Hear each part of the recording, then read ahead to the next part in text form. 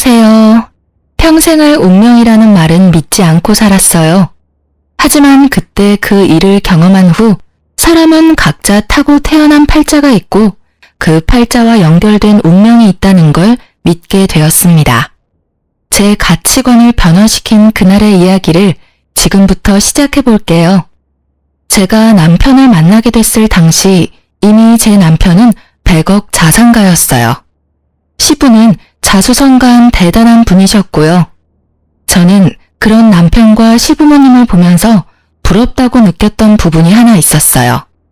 부모는 자식의 거울이라는 말처럼 남편이 시부모님을 보고 배운 것이 부유함을 관리하는 방법이었다는 것이에요.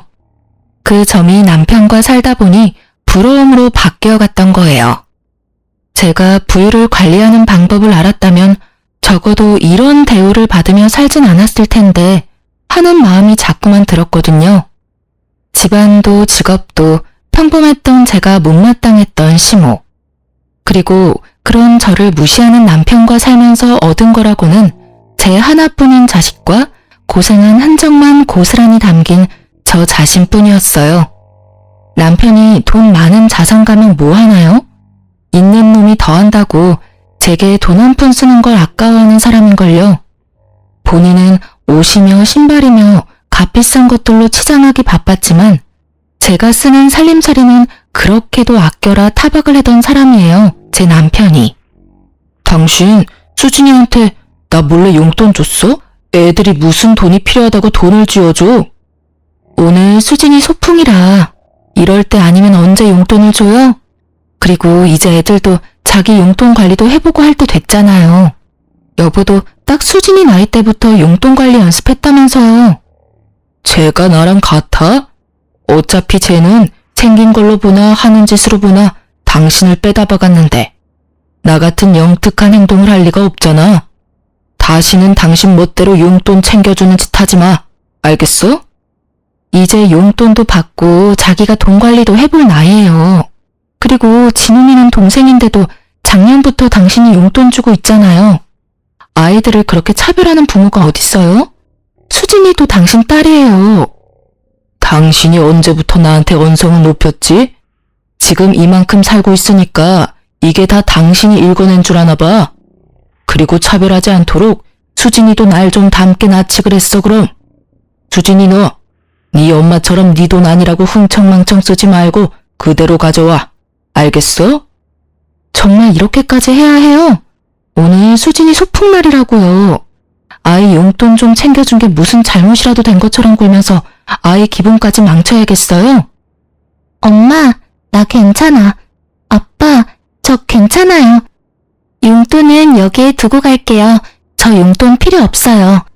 엄마가 도시락도 챙겨주고 과자도 챙겨줘서 필요 없을 거예요. 저는 아이들 앞에서까지 저를 무시하는 것도 모자라 제 딸아이에게까지 저를 대하듯 행동하는 남편이 너무 싫었어요. 그래서 이혼을 결심했던 적이 한두 번이 아니었고요.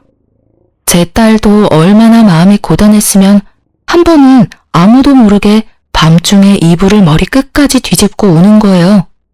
우연히 화장실에 가려다 그런 모습까지 보게 되니 괜히 시부모님과 남편에게 넘치는 사랑을 받는 아들에게 얄미운 감정까지 들었어요.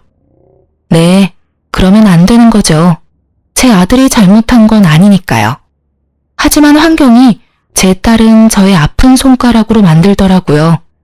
그래서 딸아이에게 너무 힘들면 저와 이 집에서 나가 단둘이 지내는 건 어떻겠냐고 물었던 적이 있어요. 그런데 제 딸은 제 가슴을 미어지는 대답을 하더군요. 수진아, 엄마가 꼭 물어보고 싶은 게 있는데 솔직하게 대답해줬으면 좋겠어. 엄마랑 수진이랑 둘만 외할머니네에서 지내는 건 어떨까? 엄마랑 함께면 어디든 너무 좋아. 하지만 엄마, 아빠가 미워서 그런 거라면 난 싫어요. 아무리 나를 미워하는 아빠라도 난 없는 것보다 있는 게 좋아. 내가 사랑하는 아빠잖아. 제 이혼 결심을 말린 건 이런 제 딸이었어요. 부모는 자식 보고 사는 거라는 말을 실감하며 그렇게 참고 또 참으며 살아왔습니다. 하지만 돈만 알지 남의 마음이라고는 눈꽃만큼도 헤아릴 줄 모르는 남편은 변함이 없었어요. 거기다 나중에는 저와 제 딸의 대화를 어떻게 알았는지 저에게 더 못되게 굴었어요. 이렇게 모진 남편과 살면서 주변 사람들에게 들은 말이라곤 시댁과 남편 얼굴에 먹칠하는 여자였네요. 그래도 하늘이 조금은 도왔다고 생각해요. 제가 느낀 저의 인생 시간이 빠르게 흘렀으니까요. 일이 살다 보니 어느새 우리 아들이 결혼하는 날도 오더라고요. 며느리도 예쁜 외모만큼이나 싹싹하고 성격이 좋아 제 마음에 꼭 들었어요. 어쩌면 그래서 결혼 전에 더욱 걱정이 되었던 걸지도요. 거기다 여자라면 무시만 하는 줄 알았던 남편도 며느리 사랑은 시아버지라는 말을 증명이라도 하듯 며느리를 정말 예뻐했어요. 저는 그런 남편의 태도가 의아했지만 그래도 남의 귀한 자식이 천대받는 것보다 예쁨 받는 게 좋은 거니 다행이다 여기며 지냈어요. 그런데 남편이 저를 대하는 태도가 여전해서였을까요? 해가 갈수록 그 싹싹하던 며느리도 저를 대하는 태도가 변해갔습니다. 하루는 연차를 내서 쉬는 날이라며 며느리가 집에 찾아왔었어요. 아들은 바빠서 자기와 시간 보낼 틈이 없다면서요. 남편이 좋아하는 곶감을 한가득 사서 왔고 남편은 입이 귀에 걸렸더군요. 참 웃긴 게 제가 무슨 이 집 식모라도 되는 듯 며느리는 자연스럽게 그 곶감 상자를 제게 쥐어주더라고요. 거기다 자기가 제 윗사람이라도 된 것처럼 제게 고개만 살짝 까딱이며 인사를 하곤 상자만 건넨 뒤 휑하니 거실에 앉아있는 남편에게 향했어요. 아버님, 식사는 하셨어요? 저는 시댁 올 생각에 밥 먹는 것도 까먹고 나온 거 있죠. 오는 길에 가볍게 요깃거리 한 게 전부니까 아버님이랑 저녁 식사까지 하고 가도 괜찮죠? 그럼 물론이지. 아가, 오늘은 뭐 먹고픈 것 없냐? 네 시엄마가 다른 건 몰라도 그래도 음식 솜씨 하나는 봐줄만 해. 먹고 싶은 게 있으면 시엄마한테 다 말해놔라. 아버님도 참, 며느리가 돼서 어떻게 어머님께 요리해달라고 해요. 아무리 요즘은 허물없이 지내는 시어머니와 며느리가 많다고 해도 어머님께서 싫어하실지도 모르고요. 지금 네 시엄마 눈치를 보는 거냐? 네 시엄마가 나 몰래 눈치라도 주던? 이 옆에 내가 안 보는 곳에서는 내게 시집살이 시키냐? 어머님처럼 좋은 분께서 시집살이라뇨. 전혀 그런 거 아니에요. 저 먹고픈 거 생겼어요. 아버님께서 요즘 기운이 없으신 것 같으니까 어머님께 백숙 먹자고 하면 좋겠어요. 제가 말씀드리고 올게요. 며느리는 남편과 한참을 떠들더니 주방에서 곶감 정리를 막 마친 제게 왔어요. 그러고는 말투며 표정까지 싹 바꿔서는 지시하듯이 제게 말하는데 단전부터 화가 확 치밀어 올랐어요. 하지만 저는 애써 참으며 좋게 둘러 말했어요. 아니, 다그치고 싶어도 남편이 떡하니 집에 있으니 할 수 없다는 게 적절한 표현이겠네요. 며느리도 그걸 아니 제 머리 꼭대기까지 기어올랐어요. 어머님, 곶감 정리 끝나셨으면 나가서 장 좀 봐오셔야 할 것 같아요.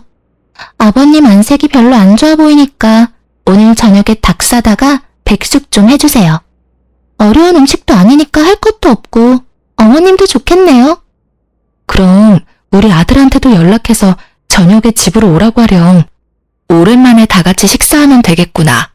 그런데 얘 말투는 좀 더 예의 있게 하는 게 어떨까? 그래도 엄연히 나도 네 시부모인데 명령하듯 말하지 않았으면 좋겠구나. 아버님 앞에서는 한마디도 못하면서 주방에 돌 뿐이라고 그새를 못 참고 지적질은. 그럴 시간에 얼른 가서 장이나 봐오세요. 참, 어머님은 백숙 별로 안 좋아하시죠? 오늘은 김치에 간단히 식사하셔야겠네요. 메뉴가 마음에 안 들면 밖에서 대충 때우고 오시던가요. 저는 며느리와의 대화에 속이 들끓었지만 문제를 일으키고 싶지 않아 자리를 피하고 밖으로 나왔어요. 아들과 딸아이를 오랜만에 볼 생각만 하며 기분을 달랬죠. 그런데 안타깝게도 달래졌던 제 기분은 또다시 구렁텅이에 빠졌어요. 제 아들과 며느리의 부부관계도 전 같지 않다는 걸 알아버린 걱정만 가득 쌓인 날이 되어버렸거든요. 신혼 느낌 물씬 풍기던 전과는 달리 오랜만에 본 아들 부부는 서로 말도 잘 섞지 않았어요. 제 아들의 안색도 별로 좋지 못했고요. 그러니 이 모든 걸 모르고 싶어도 몰라지나요? 하지만 둘 사이에 잠시 갈등이 있나 보다고 부부싸움은 칼로 물베기라니 곧 좋아질 거라고 여기며 구태여 아는 티를 내지는 않았어요. 그런데 그 후로도 아들 부부의 사이는 여전히 냉랭한 듯 했어요. 꽤 오랫동안 그런 모습을 제게 보여왔거든요. 거기다 그렇게 지내는 시기가 점점 길어지고 며느리와 아들의 관계도 며느리가 저를 대하는 태도도 좋지 못하면서 막막함만 커져갔어요. 그 모든 걸 보고 느끼면서도 저는 늘 속으로만 삭히고 꾹 참으며 지내는 것 말곤 할 수 있는 게 없었어요. 그날의 일이 터지기 전까지는요. 제 아들과 저는 생일이 하루 차이가 나서 매해 생일 저녁은 함께 보냈어요. 결혼 후 분가했어도 이것만큼은 변함이 없었죠. 제 남편이 저의 생일을 챙길 리 없다는 걸 진즉부터 알고 있던 아들이 저를 배려한 것이었어요. 그 덕에 저는 매해 제 생일밥을 챙겨 먹을 수 있었던 거예요. 물론 그 생일상도 다 제 손으로 차렸지만 아들과 나를 위한 거라고 생각하니 생일 때마다 기뻤어요. 긴 세월 동안 아들의 배려가 저의 선물이었어요. 남편의 신임을 받고 있는 며느리가 아들 부부 사이에서는 실세였고 모든 것을 며느리가 원하는 대로 해왔지만 단 하나, 저의 생일날 우리와 함께 보내는 것만큼은 아들이 고집을 부렸던 거예요. 며느리는 이 부분이 연애 때부터 결혼 후에도 쭉 불만이었던 듯 했어요. 그리고 결국 이 일로 인해 문제가 생기게 되었습니다. 아들 부부는 그날도 생일 파티를 위해 우리 집으로 넘어왔어요. 미리부터 준비를 하고 있긴 했지만 그날따라 유난히 오래 걸렸고 아들 부부가 도착한 후에도 꽤 오래 저는 주방에서 저녁 준비를 하고 있었죠. 너무 당연하게도 며느리는 손 하나 까딱하지 않았어요. 그래서 아들이 며느리를 대신해 저를 도왔고요. 그날따라 아들이 왜 그랬는 줄은 모르겠지만 아마도 고생하는 저와 반대로 편히 쉬고 있는 며느리의 모습에 속이 상했을 테죠. 한참을 저를 돕던 아들이 며느리에게 향하더니 뭐라고 말했는지 급격히 며느리의 표정이 어두워졌어요. 그러고는 잔뜩 기분 나쁜 표정을 해서는 주방에 와서 제게 따져 물었고 저는 그런 며느리가 되바라진 것처럼 보였지만 좋은 날을 망치고 싶지 않았어요. 어머님, 생일 핑계로 저를 부려먹어야 속이 편하시겠어요? 솔직하게 대답해 보세요. 제가 손님처럼 앉아있으니 마음에 안 드세요? 시어머니랍시고 며느리가 차려준 생일상을 받고 싶으시냐고요. 아니, 괜찮다. 일 끝나고 왔으니 너도 힘들 테지. 아들이 도와준 덕에 거의 끝났으니 이제 슬슬 밥 먹을 준비나 하자꾸나. 봐, 네 엄마도 내 도움이 필요 없다는데 왜 네가 난리야? 네가 시엄마야?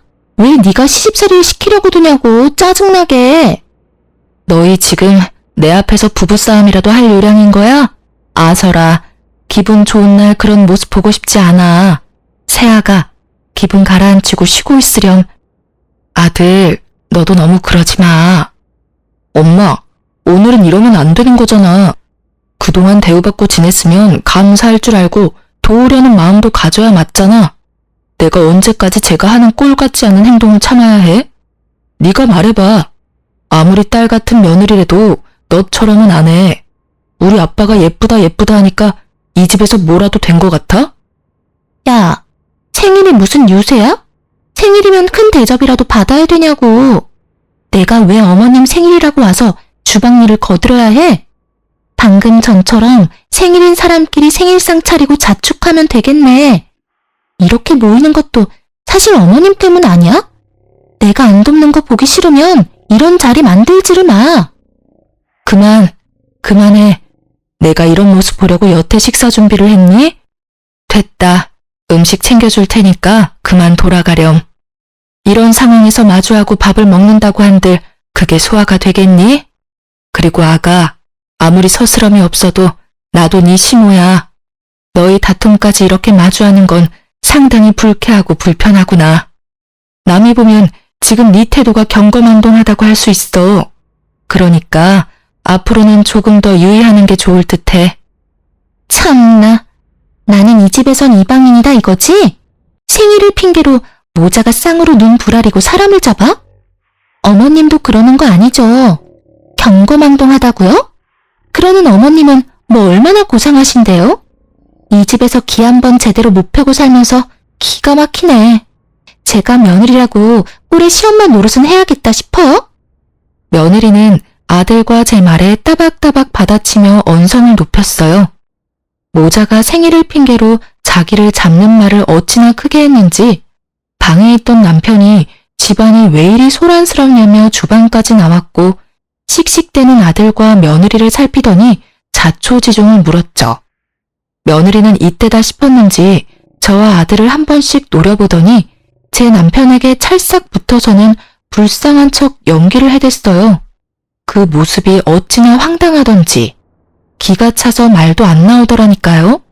저와 아들에게 바락바락 소리칠 때는 쌈딱이 따로 없더니 남편이 나오기가 무섭게 가련한 척은 다 하는데 배우였으면 상을 타도 여러 번 탔겠다 싶을 정도였어요.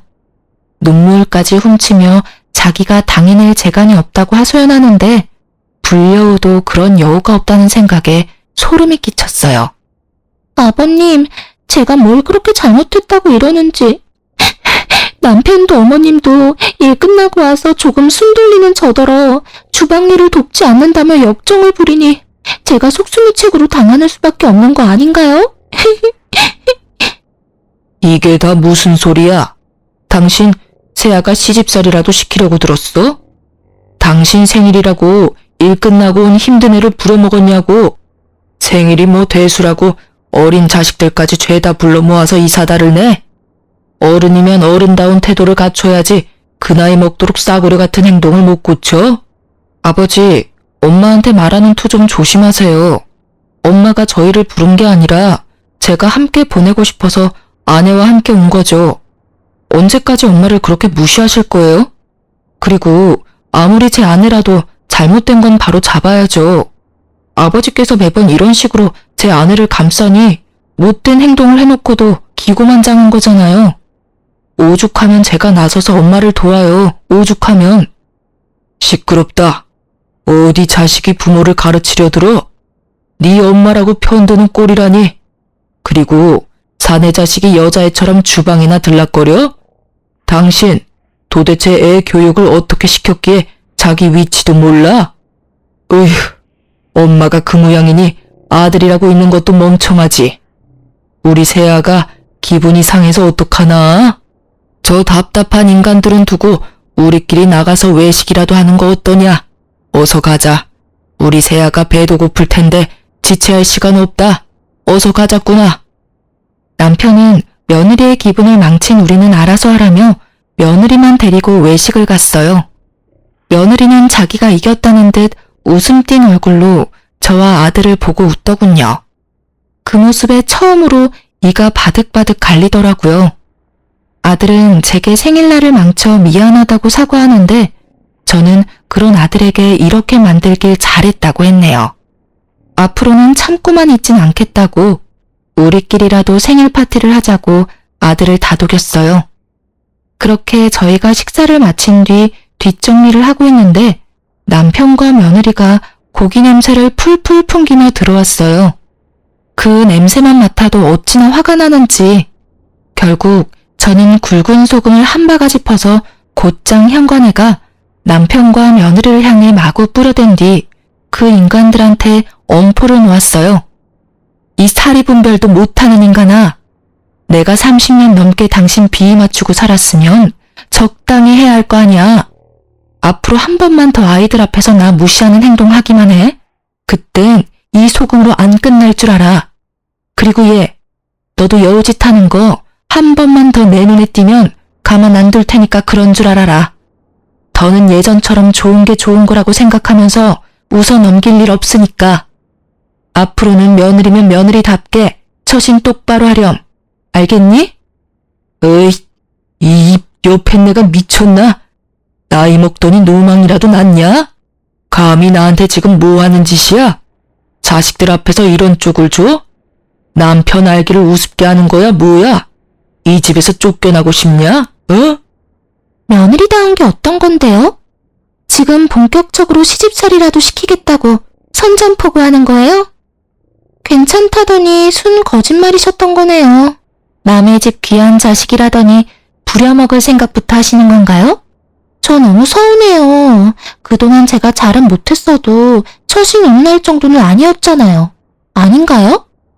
며느리 부려먹을 생각 말고 당신 처신이나 잘해. 개념 없고 멍청해도 정도껏 해야지. 어디 남편한테 소금을 뿌리게. 그것도 자식들 다 보고 있는 앞에서 말이야. 한 번만 더 기어오르려고 들면 이 집에 발도 못 붙일 줄 알아. 남편은 또다시 며느리 편에 서서 저를 무시했어요. 평생을 제 목소리 한번 크게 내본 적 없던 저인데 돌연 제가 큰 소리 좀 낸다고 누가 겁을 먹겠어요. 결국 아들이 다시 나섰고 남편이야 옛날부터 자기가 이 집의 왕인양 살던 인간이라 태도를 달리하지 않았지만 며느리는 아들 눈치가 조금은 보였는지 그 뒤로는 아무 말도 하지 않았어요. 저는 며느리와 아들에게 앞으로는 집에 자주 찾아올 필요 없다고 생일도 앞으로는 같이 보내지 않기로 선을 그은 뒤 돌려보냈죠. 그런데 그 후로 저와 남편의 관계는 남보다 못한 사이로 갈라진 반면 며느리와 남편 사이는 애틋해 보일 만큼 좋아졌어요. 아들 눈치를 보며 며느리는 조금 조심하는 듯 했지만 얼마 가지 않았죠. 되려 남편이 며느리 길을 살려주느라 저를 홀대한 탓에 며느리는 전보다 더 자주 우리 집에 찾아왔고 나중에는 며느리가 제 머리 꼭대기에 앉아 마치 자기가 제 시모라도 된 듯 집안을 휘두르려고 했습니다. 그래서 저는 며느리가 집에만 찾아오면 밖으로 나가버렸어요. 한 공간에 있으면 제가 며느리에게 쓴소리 좀 할라치면 남편이 저를 쥐잡듯이 잡는 통에 되려 며느리만 더 기고만장해졌거든요. 그런 꼴을 계속 마주하느니 제가 그 자리를 피하기로 한 거예요. 그렇게 지내던 어느 날 며느리가 제게 전화를 해왔어요. 아주 살가운 목소리로 말하는데 어찌나 당혹스럽던지. 네가 내게 어쩐 일로 전화를 다 했니? 안부 연락을 한 번 안 하면서 말이야. 어머님도 참.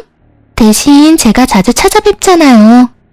오늘 연락드린 건 요즘 남편이 일이 고단한지 힘이 없어서요. 제가 요리하는 음식은 먹는 둥 마는 둥이라 걱정이 되네요. 어머님께서 남편 좋아하는 음식 몇 가지만 좀 해주시면 안 될까요? 하시는 김에 잡채랑 이것저것 챙겨주시면 더 좋고요. 죄송해요. 제가 요리 솜씨가 없어서 많이 부족해요. 제 아들이 힘이 없다는데 그 말을 듣고 싫다고 할 부모가 있을까요? 며느리 입으로 들어가는 거라면 나 몰라라 하겠지만 제 아들을 위한 거니 저는 통화를 마치자마자 한가득 장을 봐 음식을 했어요. 그리고 다음날 저는 만들 찬들을 챙겨 며느리 집으로 향했어요. 며느리가 전날 통화 당시 둘 다 일 때문에 바빠 낮에 집에 없으니 문을 열고 들어가라고 도어락 암호까지 친히 알려줬거든요. 며느리가 급히 할 필요 없으니 주말 전까지만 가져다 주라던 말을 간과하고 급하게 준비했던 제 탓이었을까요? 아무도 없을 줄 알았던 아들 부분의 집에서 심장이 다 벌렁거릴 장면을 목격하고 말았습니다. 현관을 열고 들어서는데 신발장에 여자와 남자 신발이 아무렇게나 놓여있기에 처음에는 아들 부부가 바빠서 미처 신발 정리를 못했다고 생각했어요. 그런데 안으로 들어서자 화장실 앞에 옷가지들이 널브러져 있는 겁니다. 거기다 화장실 안에 있는 여자와 남자의 목소리가 밖으로 새어나왔죠. 저는 아들 부부가 휴가를 냈나 싶었어요. 아들과 며느리 사이가 다시 좋아졌나 싶어 혹시나 오붓한 시간을 방해라도 하게 될까봐 얼른 반찬만 냉장고에 넣어주고 가려고 빠르게 움직였어요. 그런데 간간히 들리는 남자의 목소리가 낯설게만 느껴지는 거예요. 쎄한 기분을 감출 길이 없어 혹시나 하는 마음에 아들이 받지 못하는 상황이라고 생각을 하면서도 작은 방에 들어가 아들 번호로 전화를 걸었어요. 하지만 신호가 얼마 가지 않아 아들이 전화를 받는 거 아니겠어요? 심지어 아들네 집에서 전화벨도 울리지 않았고요. 저는 명확히 확인하기 위해 아들에게 혹시 집에 있느냐고 물었고 아들은 이 시간에 어떻게 집이겠냐며 호탕히 웃으며 일하는 중이라는 거예요. 그때부터 제 손은 바들바들 떨려왔어요. 아들에게는 구태여 내색하지 않고 알겠다고 말한 뒤 전화를 끊었는데 그때 화장실 문이 벌컥 열리더니 안에 있던 여자와 남자가 나와 안방으로 들어가는 소리가 들렸어요. 사람이 참 이상하죠? 왜 그런 상황이 생기면 보고 싶지 않은데도 몸이 마음처럼 움직이질 않는 건지 뭐에 홀리기라도 한 듯 저는 그들이 들어간 안방으로 향했고 정신 나간 사람처럼 그것들의 모습을 마구 찍어댔어요. 제 등장에 며느리와 낯선 남자는 잠시 놀란 듯 싶었지만 역으로 저를 주거 침입자 취급을 하더라니까요.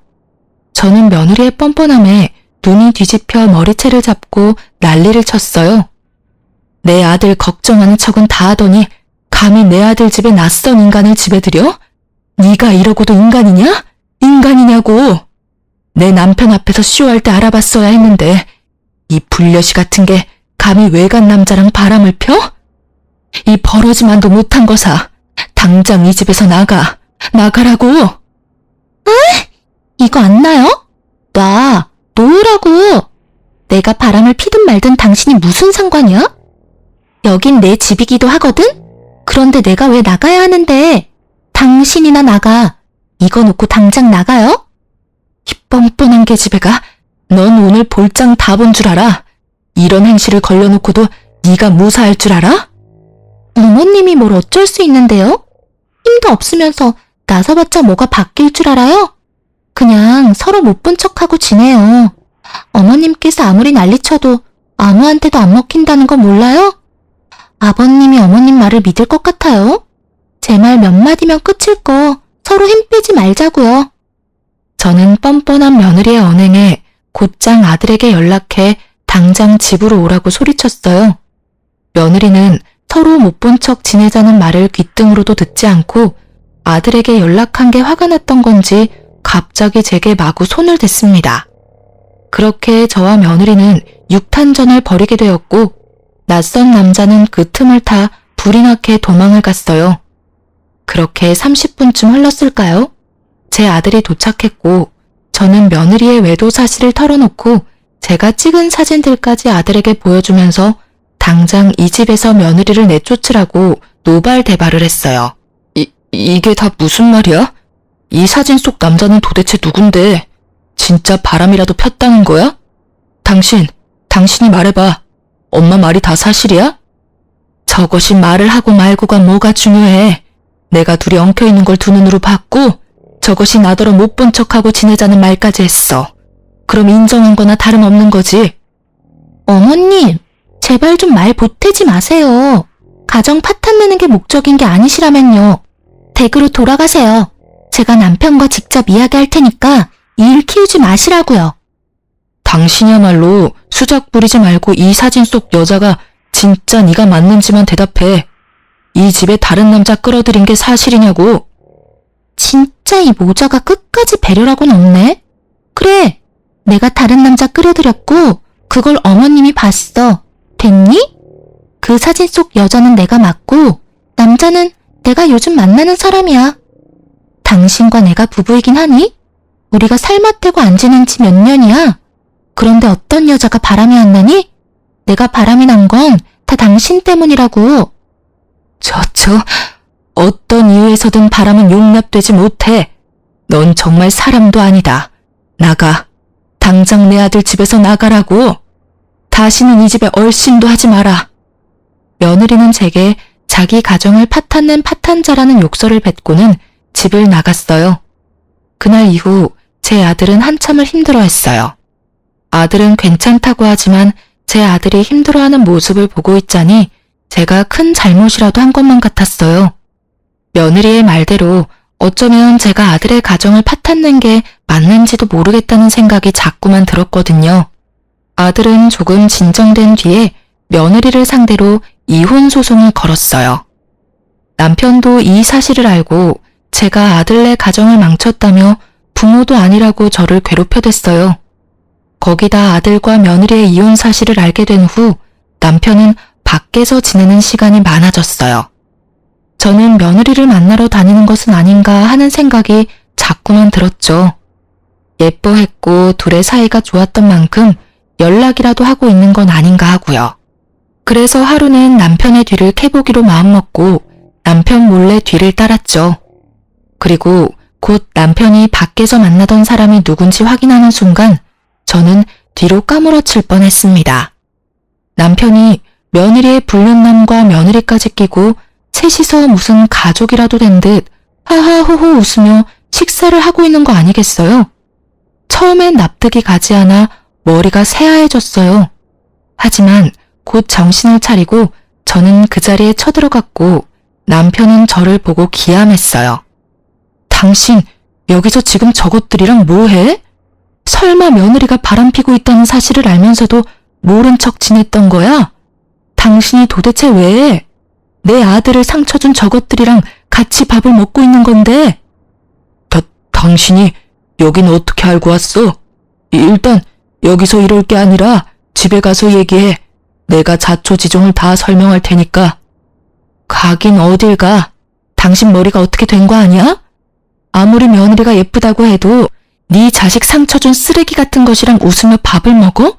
그것도 불륜남이랑 같이? 여기서 딱 말해. 어떻게 된 건지 저것들 앞에서 말하라고. 내가 무슨 말을 해도 아무도 안 믿을 거라고 자신 있게 말하더니 다 이런 이유 때문이었구나. 믿는 구석이 당신이었던 거야. 그렇지? 노망이 나도 단단히 났네, 이 인간이. 당신 무슨 말을 하는 거야? 여기서 소란 피우지 말고 집에 가서 말하자고. 빨리 따라와. 남편은 저를 끌고 집으로 향했어요. 제가 아무리 몸부림을 쳐도 남편은 까딱도 하지 않았죠. 집에 도착해서야 남편은 제 손을 놔주었어요. 저는 남편에게 이제 당신이 원하는 대로 집에 왔으니 한 톨의 거짓 없이 다 털어놓으라고 소리쳤어요. 며느리와 도대체 무슨 관계라도 되느냐고, 왜 그것들이랑 같이 있었던 거냐고 추궁했죠. 남편은 머리를 굴리기라도 하는지 입을 옴싹거릴 뿐 말을 뱉지는 않았어요. 그러기를 10분. 저는 더는 기다려줄 수 없어 며느리에게 자초지종을 물으러 가야 말을 할 거냐고 다그쳤어요. 그리고 그 순간 쫓아냈던 며느리가 집으로 들이닥쳤고 우리 집안은 며느리의 등장으로 풍비박산이 났습니다. 저는 며느리에게 무슨 낯짝으로 우리 집에 발을 들이냐고 난리를 쳤지만 며느리는 아랑곳하지 않고 집으로 들어왔어요. 그런데 남편의 태도가 이해할 수 없었어요. 밖에서는 그렇게 웃고 떠들며 며느리를 대하던 남편이 갑자기 며느리에게 왜 왔느냐고 당장 돌아가라고 하는 겁니다. 하지만 며느리는 시아버지의 말도 무시한 채 미친 사람처럼 웃어 제끼는 거예요. 그러더니 제 어깨를 잡으며 이렇게 말했어요. 어머님, 지금 당장 제게 머리 조아리고 절이라도 박으세요. 갑자기 쳐들어와서는 지금 무슨 말을 하는 거야? 내가 왜 내게 절을 해? 미쳤니? 이제는 너랑 엮이는 거라면 다 징글징글하다. 이게 다 무슨 악연이니? 제발 내 눈앞에서 사라져. 너 같은 인간 말종이랑은 한순간도 마주하고 싶지 않으니까. 제발 좀 눈에 띄지 말란 말이야. 어머님, 말 가려 하세요. 제 생각에는 어머님께 제가 은인일걸요? 제가 재미있는 사실을 알려드리려고 친히 걸음했거든요. 어머님, 저랑 바람난 그 남자가 아버님의 친자식이라면 어떨까요? 어머님께서 말씀하신 용납이 안 된다던 그 짓을 아주 오래도록 아버님께서 하셨네요. 제 덕에 지금 어머님도 저처럼 이혼하게 생겼고 제가 이 지옥 같은 집에서 벗어날 이혼 사유 만들어드렸으니 저한테 절이라도 하셔야 하는 거 아닌가요? 이혼 축하드려요, 어머님. 그게 다 무슨... 여보, 지금 저것이 뭐라고 하는 거예요? 며느리랑 바람피던 불륜남이 왜 당신 친자식이야? 이게 다 무슨 상황인 거냐고? 이렇게 상황 파악을 못 하셔서야 알려드린 재미가 없네. 당신 남편이 당신이랑 결혼하고도 외간 여자랑 바람을 피웠고 그 여자랑 당신 남편 사이에 아이가 생겨서 낳았고요. 당신이 얼마 전 아들 집에서 본 그 외간 남자가 아버님의 친아들이야. 쉽게 말하면 내 남편의 배다른 형제이자 당신의 하나뿐인 아들의 배다른 형제. 알고 보니 남편은 저와 결혼 후 얼마 되지 않아 바람이 났고 그 관계를 꽤 오래 유지하면서 임신까지 시켰던 것이었어요. 그렇게 남편은 긴 세월 동안 두 집 살림을 했던 거예요. 며느리와 바람이 난 그 남자가 남편과 불륜녀 사이에서 태어난 아이였고요. 남편이 며느리가 너무 마음에 들어 제 아들에게는 과분하다 여겨 배다른 자기 자식에게 친히 소개를 시켜 관계가 발전했던 거예요. 남편은 며느리의 말을 믿지 말라며 절대 아니라고 잡아댔지만 며느리와 함께 왔던 건지 배다른 아들이란 사람이 타이밍 좋게 우리 집 배를 울렸어요. 남편의 배다른 아들은 이미 남편과 친자검사까지 마친 상태였고 결과지까지 가지고 와 남편의 친아들임을 입증해 며느리의 말에 힘을 실었죠. 그런데 이 사실만큼이나 놀라웠던 사실이 또 있었어요. 이 모든 게 그 배다른 아들의 복수였다는 겁니다. 알고 보니 남편과 바람폈던 불륜녀는 몇 년 전 건강 악화로 세상을 떠났는데 그때 장례식장에 얼굴 한 번을 비추지 않았던 남편에게 복수를 다짐했다고 말이죠. 아파서 불륜녀가 병원 생활을 오래 했는데 그때도 찾아온 적 없고 그저 돈으로만 해결을 했던 거예요. 그 모든 걸 보며 지내온 남편의 배다른 아들은 자기 가정이 무너졌지만 여전히 가정을 이루고 잘 살고 있는 제 남편을 무너뜨릴 계획을 세웠던 거예요. 떵떵거리고 사는 남편의 말년만은 꼭 망가뜨리겠다는 마음만 가지고 버티면서요. 그런데 때마침 남편이 며느리를 소개해줬고 그때를 기회로 삼아 복수의 계획을 세웠어요.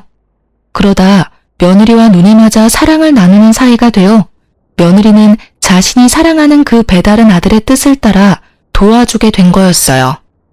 저는 이 모든 사실을 알자마자 남편을 상대로 이혼 소송을 했습니다. 며느리에게도 다시는 악연이든 필연이든 얽히지 말고 살자고 엄포를 놓았고요. 제 이혼 소송은 긴 여정과도 같았어요. 돈 많고 빽 많은 전 남편을 상대하기란 너무도 어려웠죠. 하지만 결론적으로 제가 승소하게 되었습니다. 제 아들의 이혼도 며느리가 바람을 인정하면서 합의를 통해 쉽게 정리할 수 있었어요. 전 남편은 제게 자기 재산을 나누는 것이 아까워 어떻게든 한 푼이라도 안 주려고 기를 썼어요. 그러나 전 남편으로 인한 이혼 사유 덕에 전 남편의 바람은 물거품이 되어 재산은 물론 위자료까지 모두 챙길 수 있었네요. 저는 이혼 후 아이들과 살림을 합쳐 함께 지내기 시작했어요. 늦은 나이긴 해도 사회생활도 시작해 나만을 위한 시간을 보내고 있었죠. 그러던 어느 날 전 남편이 난무한 행색으로 찾아왔어요. 처음엔 너무 볼품없는 차림이라 전 남편인 줄 모르고 수상한 사람이라고 오해해 신고까지 했어요. 경찰서에 가서 전 남편의 진변을 확인한 후에야 알아차릴 수 있었어요. 그런데 전 남편이 저를 찾아온 이유가 너무도 황당했습니다. 당신은 아주 멀끔히 잘 사나 보네. 이혼하고 나서 얼굴도 덮이고 말이야. 어디 다른 살림이라도 차린 건 아닌가 보지? 애들이랑 같이 지내는 거 보면. 그게 당신이랑 무슨 상관이야? 당신이야말로 어떻게 살면 그런 거짓골을 할 수 있어? 얼른 돌아가. 그리고 그런 몰골로 여기 기웃대지 마.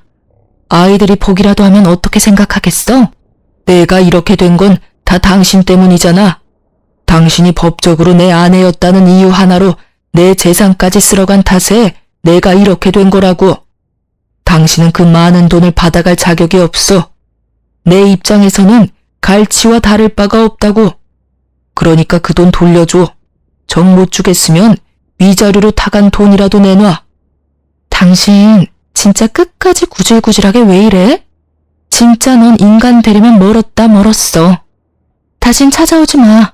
또다시 법정에서 다투고 싶은 거 아니면 썩 꺼지라고. 나 네가 그 돈 안 주면 절대 못 가. 우리 아들 이혼하고 혼자 돼서 먹고 살기 편할 텐데 그쪽으로 붙어서 돈 좀 뜯어내야 하나? 우리 아들 요즘 좀 살만하지?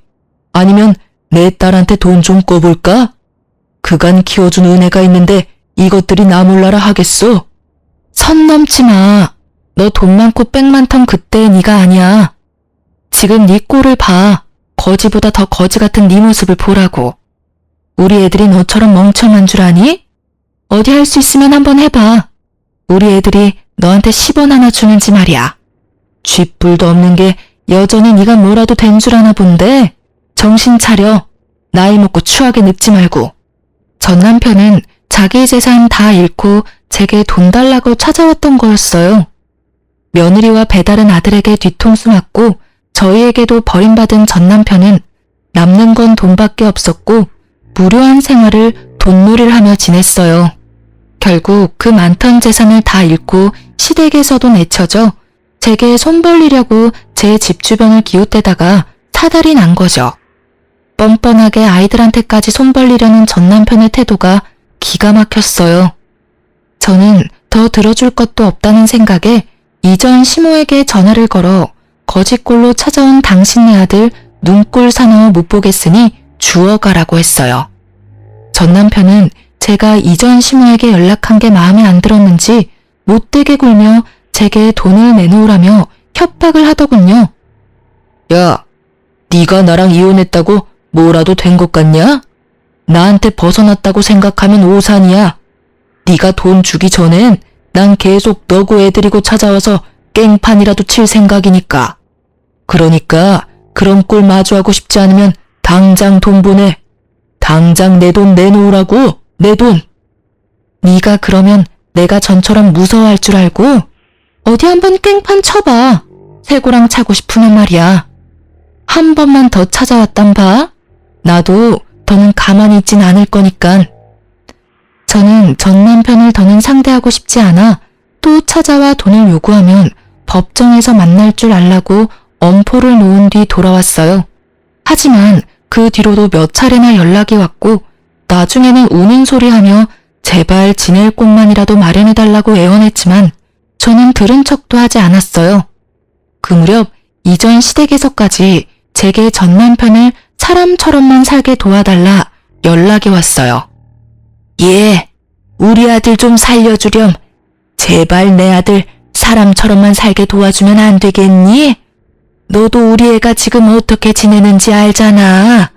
오래 산정이 있는데 그런 모습을 보고도 가엾지 않니? 부탁이다. 우리 아들 좀 받아줘. 자꾸 제게 신뢰를 범하지 마세요. 이미 이혼했고 제가 그동안 남편과 살면서 어떤 대우 받으면서 어떻게 참아가며 살았는지 다 아시잖아요. 제가 그 꼴을 왜 또 해요? 제가 우스워서 몇십 년을 바람 피우면서 두 집 살림한 인간이에요. 그런데 제가 무슨 자선단체도 아니고 불쌍해졌다고 거둬야 하나요? 어머님 자식, 어머님께서 끝까지 책임지세요. 그것이 우리 집 재산까지 죄다 손을 대서 나도 더는 도와줄 형편이 못 돼서 그래. 그리고 다 늙어서 저렇게 망한 채로 살 수는 없잖니. 내가 다 미안하다. 네가 좋은 사람이라는 걸 미처 몰랐어. 우리가 사람 보는 눈이 없었던 게지. 내가 이리 사과하마. 너희 다시 합치면 다시는 내게 못나게 굴지 못하도록 내가 다 단속하마. 그러니 제발 너그러이 봐주면 안 되겠니? 이래서 있을 때 잘하라는 말이 있나 보네요. 너그러이 봐줄 수 없고요. 저도 이제 제 인생을 살아야죠. 결혼 생활 내내 남편에게만 맞추며 저라는 사람은 없이 살았어요. 그때 단속하지 그러셨어요. 그리고 어머님, 뻔뻔하게 그만 연락하세요. 제가 무슨 쓰레기통인가요? 결혼 생활 내내 뒤로 다른 여자 품은 쓰레기를 제가 왜 다시 걷어요?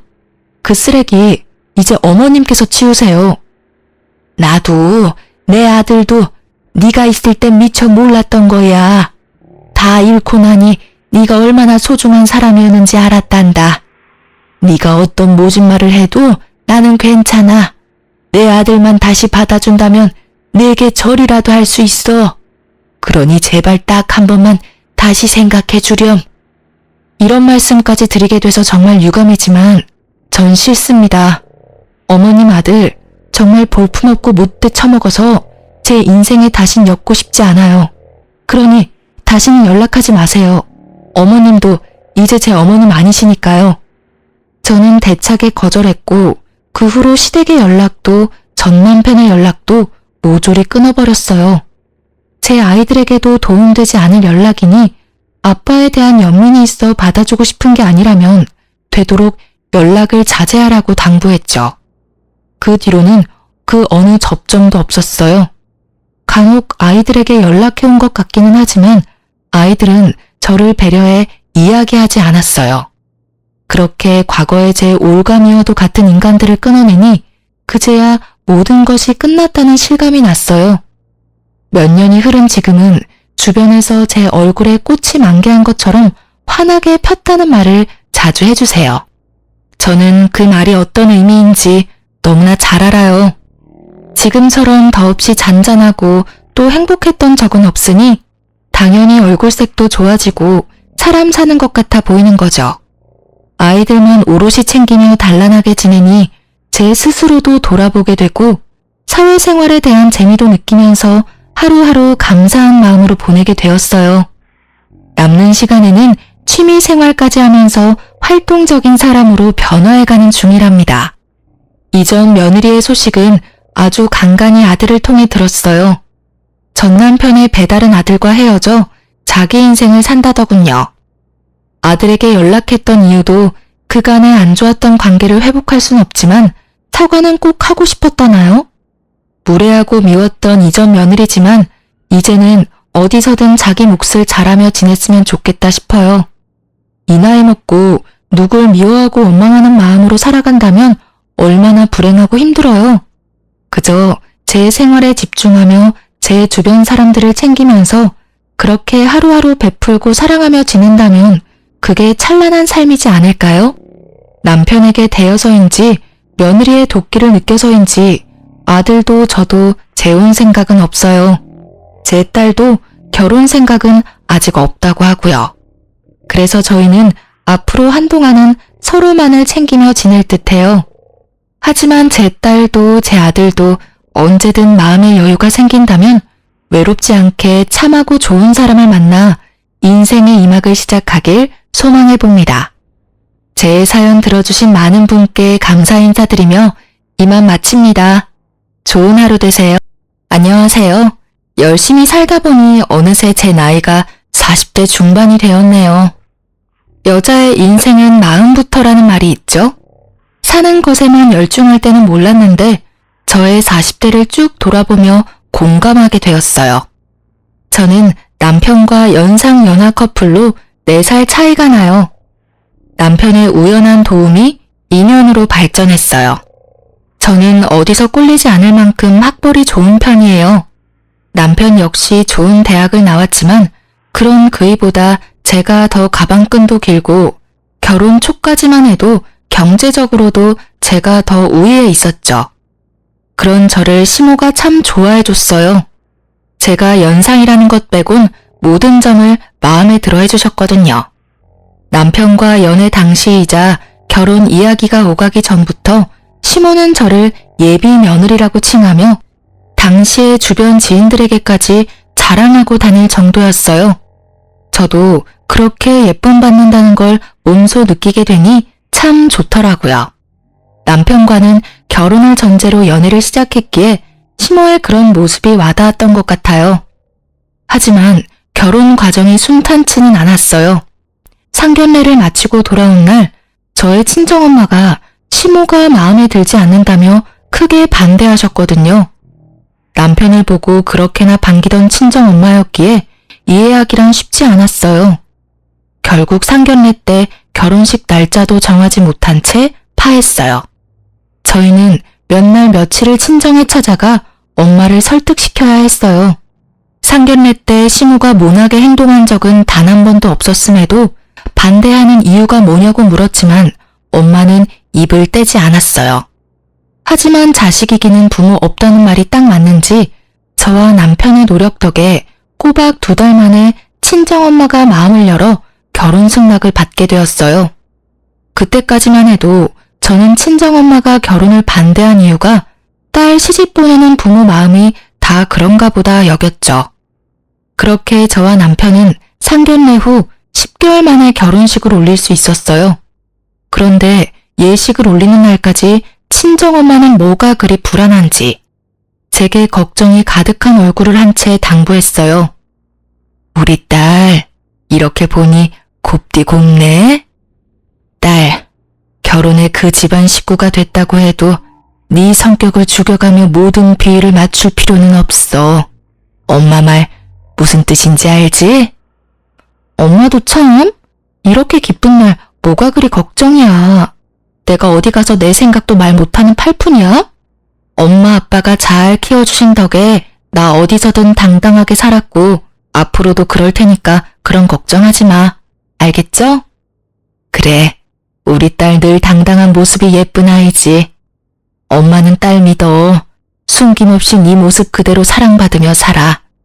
사돈댁에도 언제나 네 의사 분명히 밝히고 또 존중받으면서 말이야. 엄마, 사랑받고 자란 아이는 사랑을 주는 방법을 알고 있대. 나 엄마 아빠한테 받은 사랑 늘 마음에 간직하고 있으니까 새로운 가족들에게 이 사랑 나누면서 행복하게 살게. 우리 딸 언제 이렇게 컸어? 그렇게 이야기해주니까 엄마 마음이 놓인다. 고마워 딸. 저희 부부는 많은 축복을 받으며 예식을 마쳤고 그 후 우리 부부의 생활은 그저 순탄했어요. 친정엄마의 염려와는 달리 시댁과 여전히 사이도 좋았고요. 결혼 3년 후쯤 되었을 무렵 시부모님께서 이따금 손주를 보고 싶어하는 뉘앙스를 풍기셨고 정말 신기하게도 그 해가 다 지나기 전에 제가 딱 임신을 하게 되었어요. 시부모님은 제게 매번 예쁜 집만 골라 한다며 저를 얼싸안고 좋아하셨죠. 반면 제 임신 소식을 들은 친정엄마는 만감에 교차한 듯 보였어요. 말은 축하한다고 하지만 표정이 마냥 밝지는 않았거든요. 저는 그저 당신의 딸이 한 아이의 엄마가 된다는 것에 대해 여러 감정이 들어 마음이 저릿한 것이라 여기며 넘겼어요. 언제나 걱정이 앞서는 분이라는 걸 너무도 잘 알았으니까요. 저는 임신 중에도 일을 쉬지 않았어요. 친정 부모님께선 사위가 능력이 없는 게 아니니 몸 관리에만 백방으로 신경 썼으면 한다고 하셨지만 저는 어디 아픈 것도 아닌데 일을 쉬고 집에만 있고 싶지는 않더라고요. 그렇게 출산 예정일이 2달 앞으로 바짝 다가온 후에야 저는 출산 준비를 위해 육아휴직을 썼어요. 그런데 제가 일을 쉬기 시작한 날을 기점으로 저를 대하는 시모의 태도가 묘하게 바뀌었어요. 하지만 눈에 띄지 않았고 제가 출산을 앞두고 있어 예민해져서 그렇게 느끼는 거라고만 생각했어요. 하지만 곧 제가 예민한 게 아니었다는 걸 알게 되는 일이 생겼죠. 그날은 친정엄마와 아기용품을 사러 함께 가기로 약속했던 날이었어요.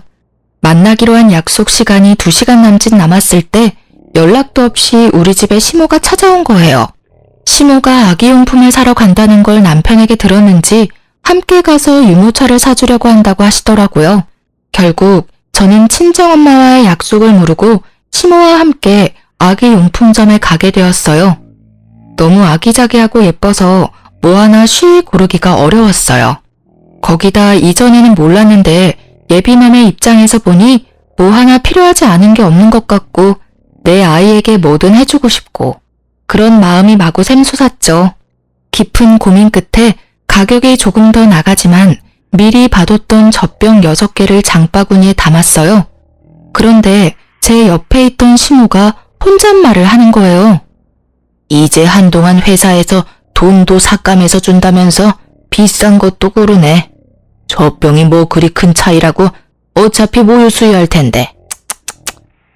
네? 어머님, 지금 뭐라고 말씀하셨어요? 응? 아니다, 아니야. 요즘은 아기들 용품도 참 종류가 많구나. 같은 젖병인데도 브랜드가 이렇게 다양하다니 말이야. 다 비슷해 보이는데 금액도 천차만별이고 요즘은 아기들 용품으로도 상수를 부리니 원. 나는 시모의 혼잣말을 못 들은 척하며 되물었고 시모는 둘러대면서도 상술이니 뭐니 하며 탐탁치 않아 했어요. 저는 이미 들은 걸 못 들었다고 하기엔 너무 기분이 상해 장바구니에 넣었던 젖병을 뺐어요. 그냥 나중에 저 혼자 다시 와서 편히 사야겠다 싶어서요. 하지만 시모는 제가 젖병을 빼는 모습을 보고 말을 얹더군요. 왜 고심해서 골라놓고 내려놓니? 한참을 젖병 앞에 서 있었으면서 말이야. 내 눈치 볼 것도 없다. 네 눈치 주려고 따라온 게 아니니. 어머님 말씀대로 종류가 너무 많아서 쉽게 고르기 어렵네요. 조금 더 고민해 보는 게 좋을 것 같아서요. 그러니? 그래, 잘 생각했다. 젖병 원리는 다 같은데 디자인이나 브랜드 차이로 10,000원이 우습게 오르고 내리고 하니 잠깐 고민하고 고르긴 어렵지. 저는 서둘러 유모차만 사서 돌아가려고 유모차 진열대로 향했어요. 거기서는 시모가 사주는 거니 가격대를 먼저 본 뒤 골랐어요. 가격은 중간 정도 하면서 디자인이 마음에 드는 걸로요. 그런데 이번에는 시모가 들으라는 듯 좀 전보다 큰 목소리로 혼잣말을 했어요.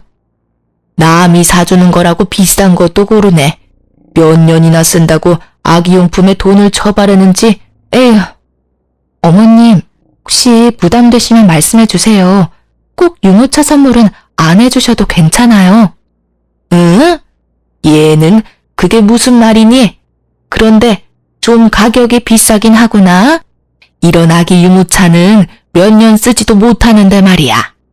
요즘은 중고로도 사람들이 새 것 같은 거 많이 팔기도 하던데 환경 생각해서 그런 것도 참 좋아. 그렇지? 세아가, 너는 이 유모차가 마음에 든다는 거지? 그럼 그걸로 하렴.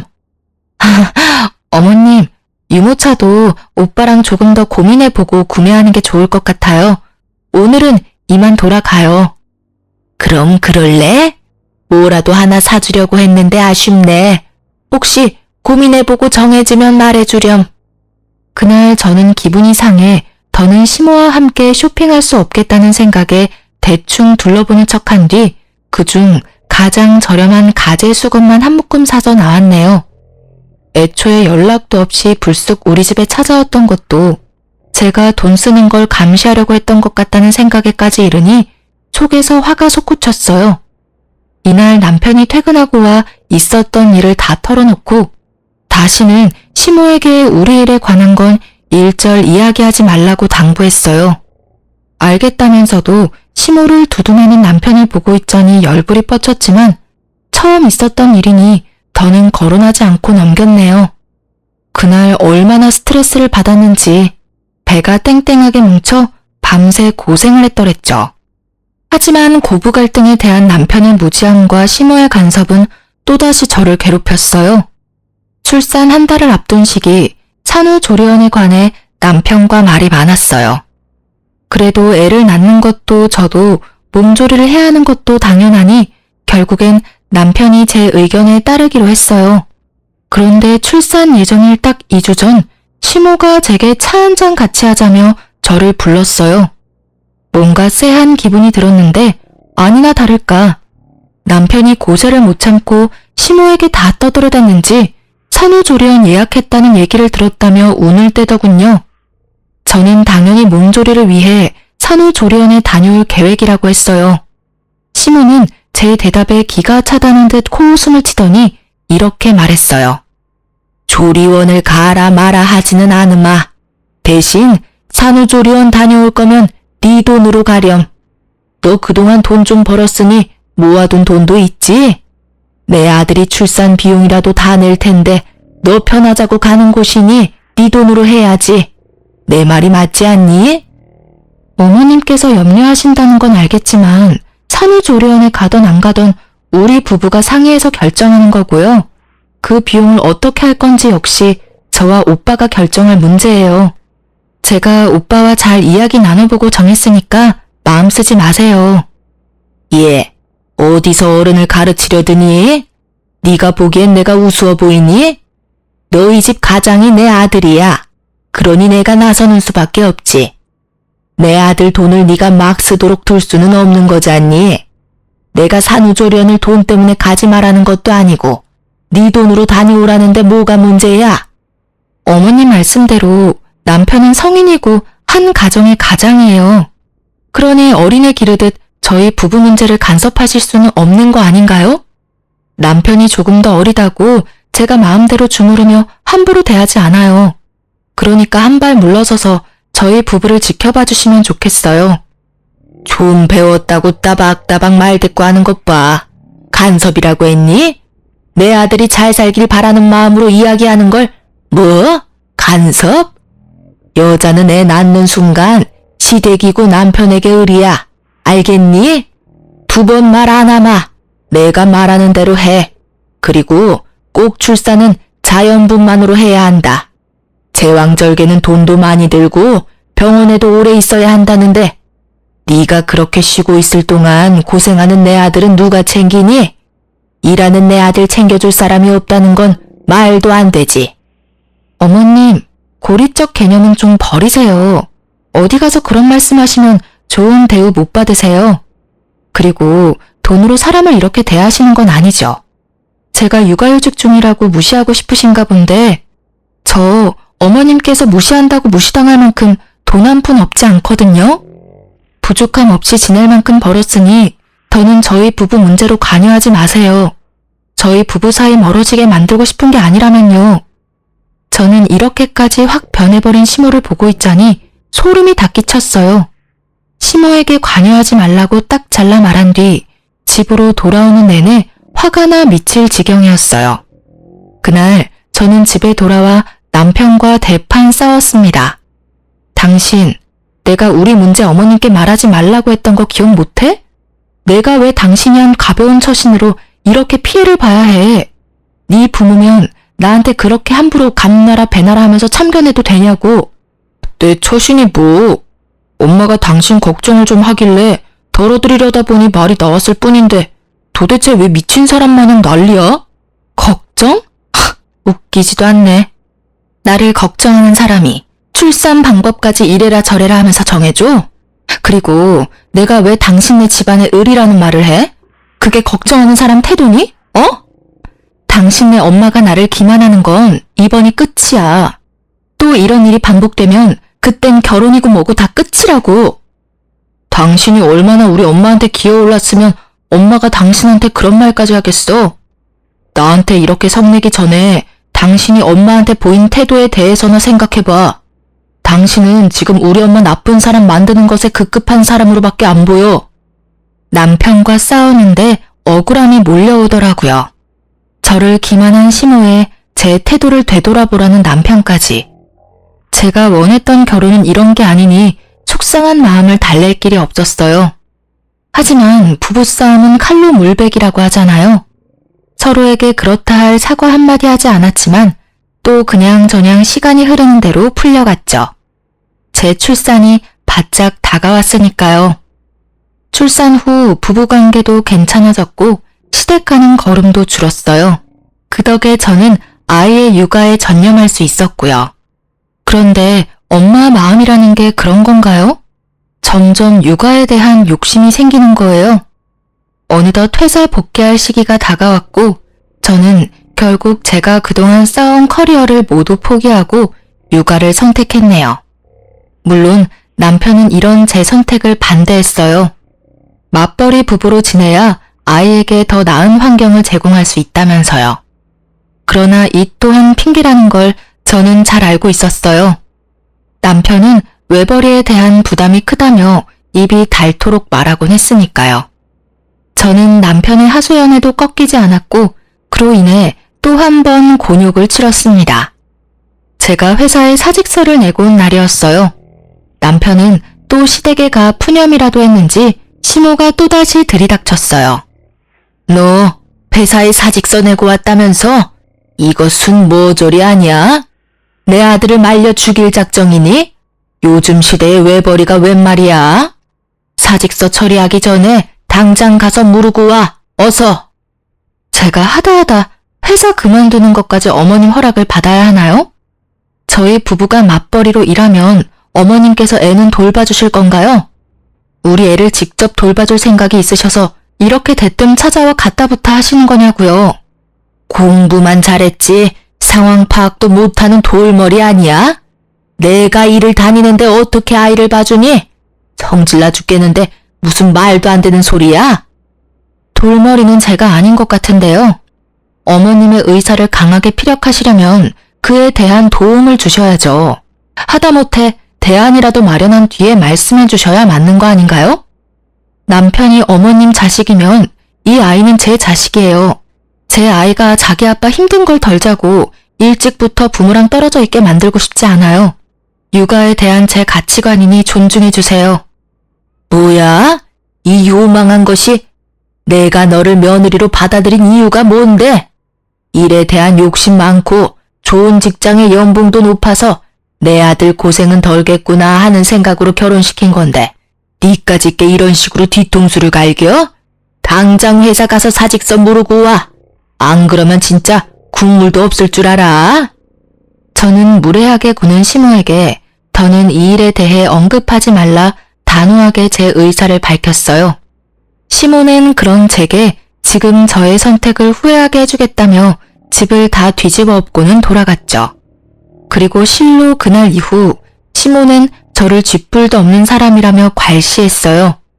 그런 대우를 감내하느니 마주하지 말자 싶더라고요. 그래서 시댁에 일절 가지 않았는데 시모가 우리 집에 찾아와 그렇게 저를 괴롭혔어요. 감시라도 하듯이 저녁마다 와서는 남편의 식사에 신경을 하나도 안 쓴다는 둥, 애 핑계로 집에서 놀면서 집안 꼴이 개판이라는 둥, 심지어는 아이를 잠깐 남편에게 맡기고 샤워하는 것까지 남편을 과로로 죽일 계집애라며 막말까지 해댔죠. 심으로 인해 뒤늦게 우울증이 와 매일 밤을 눈물로 지새우며 그렇게 장장 3년이라는 기간 동안 미움을 받으며 지냈네요.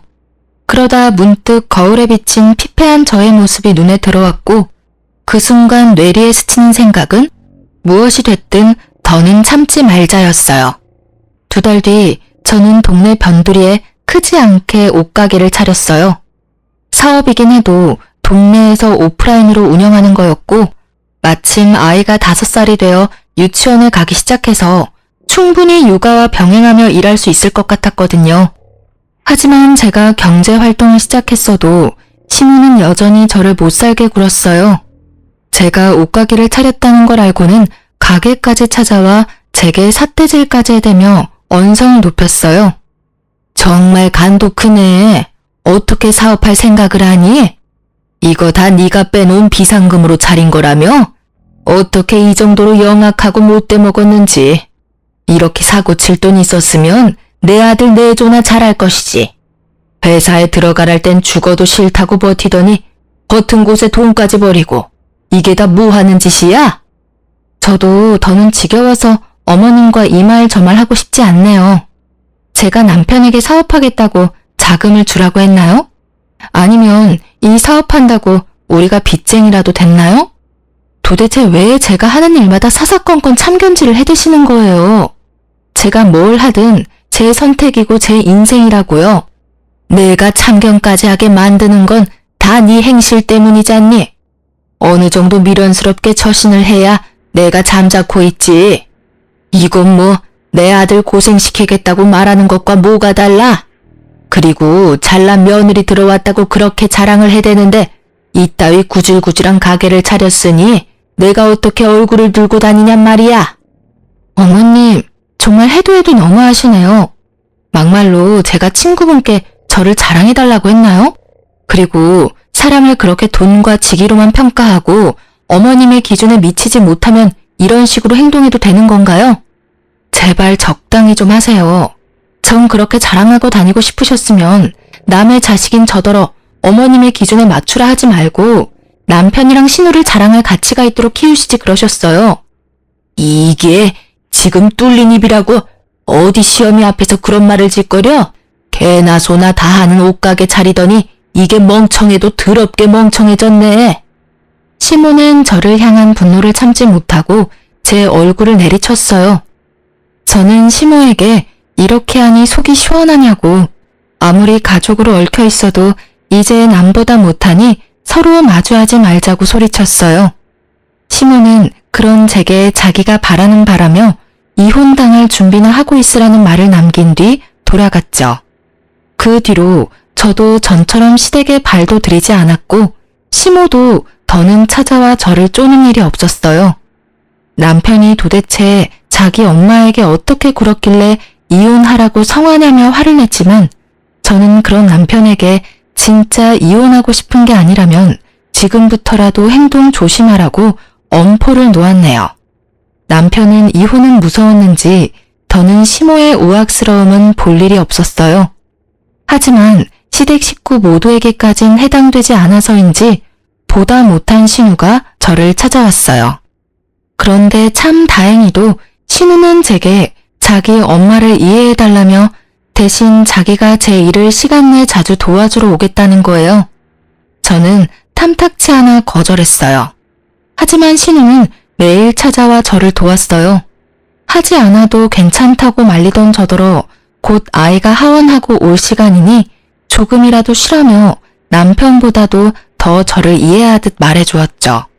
그 덕에 저는 조금씩 신우에게 마음이 열렸고 이렇게까지 신경 써주는 게 너무 고맙더라고요. 그래서 인기 있는 디자인의 옷을 몇 개 빼놨다가 신우에게 선물했어요. 금방 지쳐 할 줄 알았던 신우는 그 후로도 자주 가게에 와 아이와 놀아주기도 하고 저를 돕기도 하며 지냈어요. 그러던 어느 날 제 딸이 몸이 아파 병원에 입원하게 됐어요. 아이들의 경우 보통은 고질적인 질환이 아닌 이상 사나흘 정도면 퇴원하는데 이상하게 아이의 컨디션 회복이 더뎌 결국 열흘 동안이나 입원해 있었죠. 그러니 당연히 제 옷가게는 그 기간 동안 문을 열 수 없었고요. 그런데 아이가 입원해 있다는 소식을 들은 신우가 제게 연락이 왔어요. 옳게 소식 들었어. 가게도 못 열고 무슨 일이래 참. 지금은 괜찮고? 아, 아기가 아직 열이 안 떨어져서요.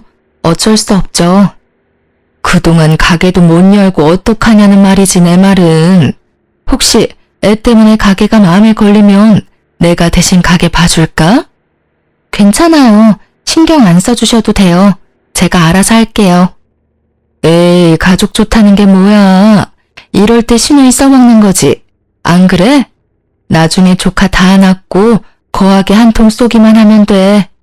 올케가 힘들어하는 게 눈에 보이니까 내가 다 마음이 아파서 그래. 도와주겠다는 선의의 마음을 올케가 굳이 거절 안 해도 되는 거야. 신우는 끈질기게도 자기가 봐주겠다더라고요. 결국 계속 거절할 수 없어 며칠만 부탁한다며 맡기게 되었어요. 신우 덕에 제 걱정도 덜어 한결 마음은 편하더라고요. 그렇게 나흘쯤 지났을 때 아이가 많이 호전되어 퇴원을 하게 되었어요. 가벼운 마음으로 다시 가게로 출근하게 된 날, 저는 가게에 도착하자마자 기함했습니다. 제 가게 매대에 진열된 옷들은 온데간데 없고 처음 보는 옷들이 걸려있는 거예요. 거기다 제 가게에 마치 자기가 사장이라도 되는 듯 떡하니 자리하고 있는 신우와 시모까지. 저는 신우와 시모에게 이게 다 어떻게 된 일이냐고 소리쳤고 그런 저를 보며 비웃으며 하는 말이 아주 가관이더군요. 아가, 지난 날은 내가 미안하게 됐다. 네가 이러려고 이 가게를 다 차렸나 본데 내가 그 깊은 하늘의 뜻을 이제야 알았어. 그게 무슨 말씀이세요? 지금 제 가게에 무슨 짓을 하신 거냐고요. 제가 판매하던 옷들은 다 어디 가고 이런 거적대기 같은 옷을 걸어둔 거예요. 어머? 내 취향인데 거적대기는 말이 좀 심하다. 참 드세다고만 생각했는데 순진한 모습이 다 있었네. 내가 가게 챙기겠다는 말을 너무 고지곳대로 들었나 봐. 내가 이 나이 먹도록 놀고 있는 건 불효잖아. 그래서 옳게 도우면서 일을 좀 배워뒀던 건데 눈치 못 채더라. 옳게는 학벌 좋으니까 나보다 취직하기 쉬울 거잖아. 그래서 내가 앞으로는 가게 운영하려고. 당장 내 가게 원상 복구해놔. 내가 아무리 당신네들한테는 외지인이라도 이러는 건 아니지. 애 키우면서 잘 살아보려고 노력하는 사람을 속이고 등쳐먹이려는 게 인간이야? 당신네들이 인간이냐고. 옳게. 말 조심해. 우리가 무슨 사기꾼들이야? 왜 그런 식으로 말을 해? 올케는 정말 위아래도 없구나. 그러니까 엄마가 그렇게까지 했지. 능력 좋던 올케는 그 능력 앞으로도 펼치면서 살아. 우리 집안 깊혀주려고 네가 들어온 건데 붕 해야지 않겠어? 네가 우리 가족이 된 이유가 네 능력인데 말이야. 알고 보니 신우가 갑자기 저를 이해한답시고 가게에 찾아와 저를 열심히 도왔던 건 전부 제 가게를 뺏을 요량이었던 거예요. 남 밑에서 일 못한다며 사업을 버렸다 말아먹은 전적이 꽤 되는 신우는 이미 단골들도 생겼고 어느 정도 매출이 유지되는 제 가게를 노린 거죠. 시모나 신우 둘 다 자금이 없으니 다시 시작할 엄두가 나지 않으니 손 안 대고 코풀 작정으로 제가 가게에 없는 틈을 타 일을 벌인 거였어요. 그 속내를 알게 되니 들끓는 화를 도저히 참을 수가 없었어요. 저는 시모와 신우를 제 가게에서 끌어내고 곧장 문을 걸어 잠궜습니다. 밖에서 문을 열라며 두드리고 소리치고 난동도 모자라 가게 문을 박살내겠다며 큰 돌까지 주워와서는 행패를 부렸어요. 저는 결국 경찰에 시모와 신우를 신고했고 시부와 남편이 경찰서에 와서야 저를 헐뜯던 시모와 신우의 태도가 멈췄네요. 저는 그동안 제가 겪은 많은 일을 모두 털어놓았고 더는 이렇게 살 수 없다고 그 자리에서 이혼 선언까지 했어요. 이혼하겠다는 제 말에 남편과 시부는 청천벽력이라도 된 양 저를 말리느라 안달이 났어요. 신우는 그제야 죄책감이 든 건지 후폭풍이 무서운 건지 제 눈치를 보기 시작하더라고요. 하지만 시모는 이런 상황에도 아랑곳하지 않았어요. 아니, 콧대 높은 척을 하고 싶었는지 저를 노려보기까지 하더군요. 결국 그런 시모의 태도는 시부의 심기를 건드렸고 시부는 시모에게 고래고래 소리쳤어요.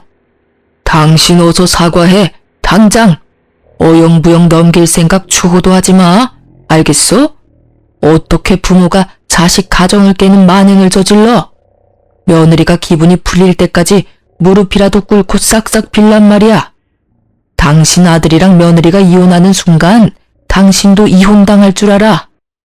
내가 뭘 어쨌다고 저 되바라진 것한테 사과를 해? 지 좋은 능력 펼치고 우리 딸한테 가게 일은 넘기라는 게 뭐가 잘못이야? 사과는 내가 하는 게 아니라 받아 마땅하지. 네, 어머님 저한테 사과하실 필요 없어요. 아버님, 저 마음에도 없는 사과는 받고 싶지 않고요. 이제와 사과한들 뭐가 달라지나요? 저요, 이제 지긋지긋해서 싫어요. 저 합의할 생각도 없으니 제게 사과든 애원이든 아무것도 할 생각 마세요. 저는 합의는 없다는 말을 마지막으로 남긴 뒤 경찰서를 나왔어요. 그런데 자기 가족 일이라고 제 가게까지 따라온 남편이 제 속을 또 긁어댔죠. 당신 정말 나랑 이혼이라도 할 생각이야? 아니, 우리 엄마랑 누나 지금 유치장에 있어. 정말 합의 안 할 생각은 아니지? 가족끼리 다툴 수도 있는 거지 왜 이렇게까지 못되게 굴어? 어차피 앞으로도 얼굴 보고 지내야 하는데 괜히 더 사이 틀어지지 말고 잘 풀어야 할 거 아니야. 똑같은 말 몇 번씩 하게 만들지 마. 너한테나 가족이지 이제 나한테는 아니거든? 아니, 이전부터 니네 엄마는 날 가족으로 여긴 적이 없어. 네 엄마 기세어주는 도구 정도에 지나지 않았다고 난. 그러니까 나도 이제 와서 더는 가족 운운하면서 이해할 생각 없어. 누난 어떻게 사람이 그렇게 인색하다 못돼 못해 처먹었냐? 아 몰라. 내 사전에 이혼은 없어. 절대 이혼은 안 해줄 거니까 그런 줄 알아? 애를 생각하는 엄마면 그렇게 무책임하게 말하면 안 되지. 그러고도 누나가 엄마라고 말할 수 있냐? 어? 공부 잘하는 거랑 인성이랑은 별개라더니 딱 누나를 두고 하는 말이네. 야, 무책임? 너 지금 무책임이라고 했어? 너도 알았잖아. 네 엄마가 나 자기 멋대로 주무르려고 했다는 거. 엄마라면 이혼을 입에 담으면 안 돼? 무책임한 건 내가 아니라 너야 너. 인성 먹 같은 건 내가 아니라 너랑 네 엄마라고 이 무례배 집안인가나. 그러니까 불난 집에 부채질 그만하고 네 가족이 싼 똥이나 네가 치워. 내 매장 옷 다시 찾아오지 않으면 바로 이혼 소장 접수할 테니까 오늘 안에 무조건 찾아서 가게에 가져다 놔. 알겠냐? 남편은 자꾸 이혼을 들먹이면서 자기를 화나게 한다며 매대에 걸려있던 옷을 창고 쪽으로 집어 던졌어요. 그런데 저도 그땐 제정신은 아니었거든요. 남편에게 미친 것 위에 더 미친 것이 있다는 걸 보여주기 위해 저는 남편을 향해 옷가지들을 집어던지며 정신 나간 사람처럼 굴었죠. 그런데 하필이면 이런 모습들을 친정엄마가 다 보고 말았어요. 친정엄마를 보자마자 왜 그리 어린애처럼 눈물이 쏟아지던지 한참을 울고 난 후에야 친정엄마에게 자초지종을 설명했어요. 그러니 엄마는 시모가 겉과 속이 다를 거라는 건 알았지만 이 정도로 못되게 굴 줄은 몰랐다며 불같이 화를 냈어요. 당장이라도 시모를 가만두지 않겠다며 열을 내는 걸 제가 직접 해결하겠다고 설득해 간신히 진정시킬 수 있었어요. 그러자 친정엄마의 차가운 시선은 남편을 향했고 남편은 도망이라도 치듯 가게를 나갔어요. 한참을 친정엄마의 도움으로 가게를 정리하고 있는데 남편이 제가 가게에서 판매하던 옷을 찾아왔더라고요. 그런데 그 옷들이 다 시댁 창고에서 발견했다는 말을 듣고 단전에서부터 또 화가 마구 치밀었어요. 하지만 그 순간 뭔가 쎄한 기분에 사로잡혔어요. 이런 일을 겪으니 촉이 곤두섰던 거죠. 저는 카운터로 곧장 향해 현금 보관함을 열어보았어요. 아니나 다를까 그 많던 돈이 한 푼도 없이 텅텅 비어있는 거예요. 네, 자금이 없던 신우가 제 돈으로 자기가 팔고 싶던 상품을 떼온 거였어요. 이게 도둑과 다를 게 뭔가요? 하지만 이런 상황에서도 더욱 황당한 건 남편이라는 인간의 태도였습니다. 무슨 돈으로 이 많은 옷을 떼왔나 했더니 그럼 그렇지. 이 와중에 도둑질까지 잘도 했네. 도대체 무슨 생각이면 이런 강큰 일들을 벌일 수 있는 건지 참. 일하고 싶은 마음이 커서 그랬던 걸 거야. 설마 당신 지금 이것까지 문제 삼을 생각은 아니지? 당신 때문에 경찰서까지 끌려간 우리 엄마랑 누나한테 말이야. 누나가 빼간 돈은 내가 비상금으로라도 채워줄 테니까 제발 더는 문제 삼지 말자. 어? 어차피 내가 주면 그만인 돈이잖아. 이 와중에 너는 끝까지 왜 이 돈을 네가 갚아? 막말로 지금 내 가게에 도둑이 든 거나 다름없잖아. 그러니까 네가 감싸고 챙길 사람은 네 엄마랑 누나가 아니라 나여야지. 상식적으로나 양심적으로나 나를 먼저 챙기고 걱정해야지. 네가 이러고도 남편이니? 진짜 너나 네 가족들이나 사람도 아니네. 이날 남편과 2차전으로 대판 싸웠네요. 나중에는 친정엄마가 있다는 것도 있고 남편이 애초에 일을 이렇게까지 만든 건 저라면서 막무가내로 막말까지 퍼붓더라고요. 저는 우리 부부가 엄연히 큰 피해를 본 상황에서도 자기 가족만 감싸는 모습을 더는 두고 볼 수 없었어요. 거기다 저희 엄마 앞에서까지 저를 함부로 대하는 건 더더욱 용납할 수 없어 다음날 바로 이혼 소장을 접수했습니다. 남편이 집에 못 들어오도록 도어락 암호도 바꿔버렸고요. 집에 들어오겠다며 문 앞에서 깽판을 치던 남편은 이웃의 신고로 그 뒤로는 시댁으로 넘어갔어요. 그런데 며칠 뒤 시부가 제게 연락을 해왔어요. 신우와 시모가 잘못을 뉘우치고 반성하고 있다고요. 네, 물론 믿지는 않았지만 제게 진심으로 사과를 하고 싶어 한다며 딱 한 번만 만나달라고 하는 거예요. 저는 고민하다 여차하면 증거물로 제출하자 하는 마음으로 신우가 제 가게에서 했던 짓이 모두 담긴 영상 증거물을 챙겨갔어요. 역시나 이렇게 단번에 변할 시모가 아니죠. 사과는커녕 고개까지 쳐들고 저를 내려보더라고요. 다 시부를 속인 시모의 농간이었던 거였어요. 물론 신우는 유치장까지 들어가 보니 덜컥 겁이라도 났는지 저를 보자마자 잘못했다며 다시는 그러지 않겠다고 빌더라고요. 하지만 시모는 절대 볼품없는 제게 조아리는 건 못한다며 제가 다 자기를 엉망으로 만들었다며 분노에 차서 제 얼굴에 침까지 뱉었어요. 저는 더 봐줄 것도 없다고 판단되어 바로 증거물을 제출했어요. 합의되지 않았다는 소식을 다시 들은 시부는 제 가게까지 찾아왔고 시모를 대신해 제게 애원하기 시작했어요. 아가, 내가 이렇게 사과하마. 내가 가장으로서 처신을 못한 탓이야. 내 아내와 딸이 다시는 내게 못나게 굴지 않도록 나서서 단속하마. 그러니 제발 마지막으로 한 번만 너그러이 봐주면 안 되겠니? 아버님, 죄송하지만 저는 마음 굳혔어요.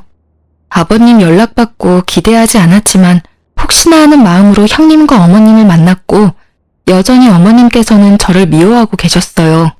제가 다 엉망으로 만들었다며 침까지 뱉으셨고요. 아버님께서 가족을 지키기 위해 제게 이러시는 것처럼 저도 이게 저를 지키는 방법이라고 말씀드리고 싶네요. 네 마음을 모르지 않아. 얼마나 힘들었을지도 안다. 네가 이러는 게 지나치다고 생각하지도 않고 말이야. 하지만 나도 달리 어찌할 방법이 없더구나. 시부가 미안하다는 말을 남긴 뒤 돌아간 날 저녁, 이번엔 가게로 남편이 찾아왔어요. 그런데 이 인간 끝까지 뭐가 잘못된 줄 모르더군요. 내가 이혼은 안 된다고 했지만 그냥 합의 이혼해줄게. 그러니까 이제 우리 엄마랑 누나 그만 괴롭히고 가서 합의하고 끝내. 내가 큰 마음 먹고 이혼해주겠다고 한 거니까 재산 욕심은 내지 말고 말이야. 당신이 각자 도생하는 게 그렇게 소원이라니까 내가 들어주는 거라고. 합의 이혼? 합의 이혼 같은 소리하고 앉았네. 넌 아직도 상황 파악이 그렇게 안 돼서 어떡하니? 합의 이혼 필요 없어. 이미 소장 접수했으니까 이 멍청아. 그리고 입은 삐뚤어져도 말은 바로 해. 멍청한 거 티내지 말고. 내가 각자 도생하는 게 소원인 게 아니고 우리 가정을 파탄낸 주범이 네 가족이고 너야 이 머저리야. 야, 너는 끝까지 내가 좋게 풀어줄래도 그렇게 나와야 되겠냐? 네가 바라고 바라는 이혼 내가 해주겠다고 하잖아. 그러니까 더 악연으로 꼬이지 말고 누나랑 엄마 그만 합의하라고. 그리고 너야말로 바르게 말해야지. 지금 우리가 파탄난 이유는 다 너야. 너 때문이라고. 남편은 버럭해서 소리를 지르고는 저를 벌레 보듯 하고는 돌아갔어요. 참 침만 안 뱉었다 뿐이지 눈빛은 시모와 꼭 닮았더라고요. 그 뒤로는 한참 동안 시댁 식구를 마주할 일이 없었어요. 남편도 어떻게든 자기가 저를 이겨먹겠다고 이를 갈고 법조인을 알아보고 다닌 듯 했어요. 정말 힘든 시간이었지만 또 얼마 만에 느끼는 잔잔한 일상인지 몰라요. 하지만 한 번씩 술에 진탕 취해 한밤중에 집 문을 두드리는 남편 때문에 아이가 겁을 먹는 날이 늘었어요. 그래서 나중에는 아예 그 집을 비우고 친정으로 들어가 지냈죠. 그때부터 아이도 저도 하루가 다르게 안정을 찾아갔어요. 그렇게 시간이 흘러 시모와 신우의 첫 재판을 앞둔 날 두려움이라는 감정이 새삼 대단하다 느꼈던 게 한참 후에 마주하게 된 시모는 상당히 수척한 모습이었어요. 시간이 흐를수록 위기의식을 느꼈던 건지 죽어도 못한다던 사과를 제 발로 저를 찾아와 머리까지 조아려가며 싹싹 빌더라고요. 예, 이제 내 아들과도 남남이 될 텐데 헤어짐일수록 좋은 기억이 남아야 하지 않겠니? 이제 그만하면 됐잖니. 제발 선처 좀 해주렴. 내가 이렇게 비마. 우리 좀 살려줘. 헤어질 일밖에 안 남았는데 왜 굳이 기억을 남기겠어요? 이제 와서 이러는 거 너무 없어 보이지 않나요? 어머님의 그 잘난 자존심 끝까지 지키세요. 가짜는 희망 갖지 마시고요.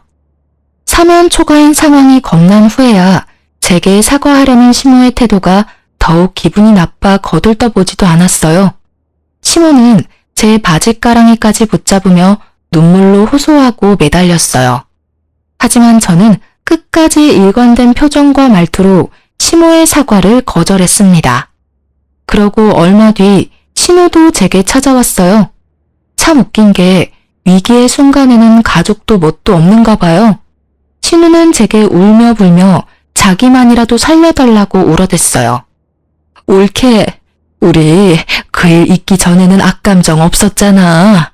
내가 일도 도우면서 우리 잘 지냈잖아. 나한테 고맙다면서. 제발 나라도 살려줘. 응? 나 정말 무서워서 잠도 안 온단 말이야.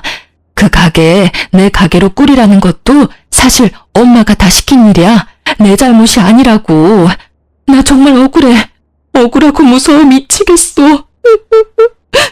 형님, 아니, 다 끝난 마당에 동갑이니까 친구로서 말 좀 할게. 너는 그동안 편하게만 살아봤지? 그러니까 이참에 인생 공부한다 여겨.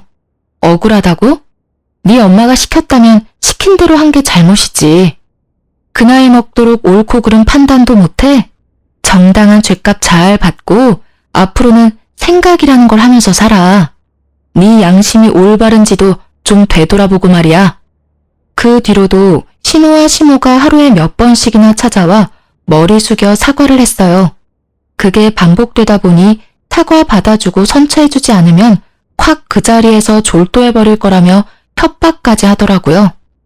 결국 시부가 시모와 신우를 데리고 돌아간 후에야 저를 찾아오는 걸음을 멈췄어요. 끝까지 선처는 없었고 시모와 신우는 자기들이 저지른 일에 대한 합당한 처벌을 받게 되었어요. 하지만 남편은 자기 가족을 무너뜨린 제게 돈 한 푼 나눠줄 수 없다며 재산 분할에 관한 소송까지 걸며 이혼 소송을 질질 끌었죠.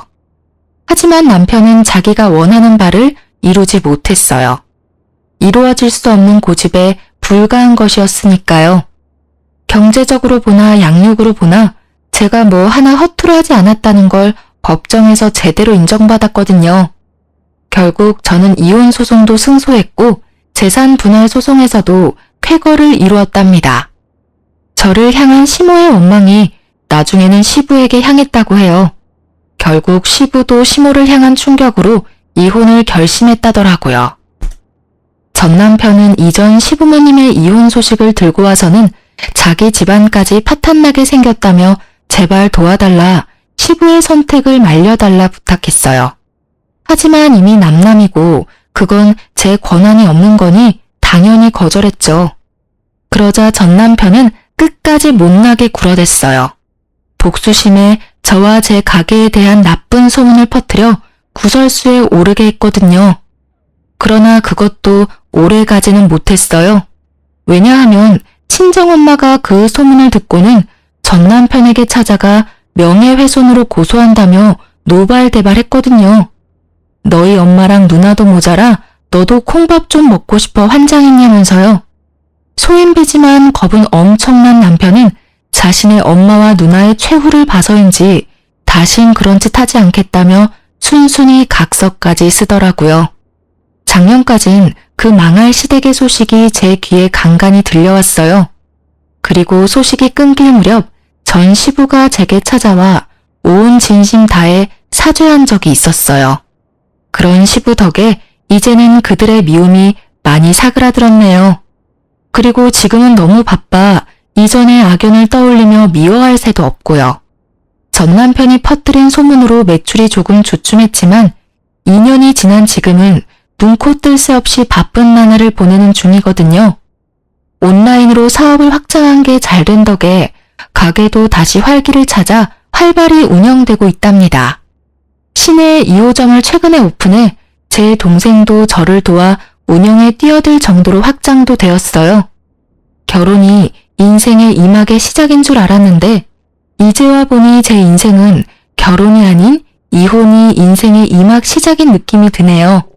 새로운 시작이라는 마음으로 나만의 인생 커리어를 탄탄하게 쌓아가는 게 앞으로의 제 목표이고 바람이 되었어요.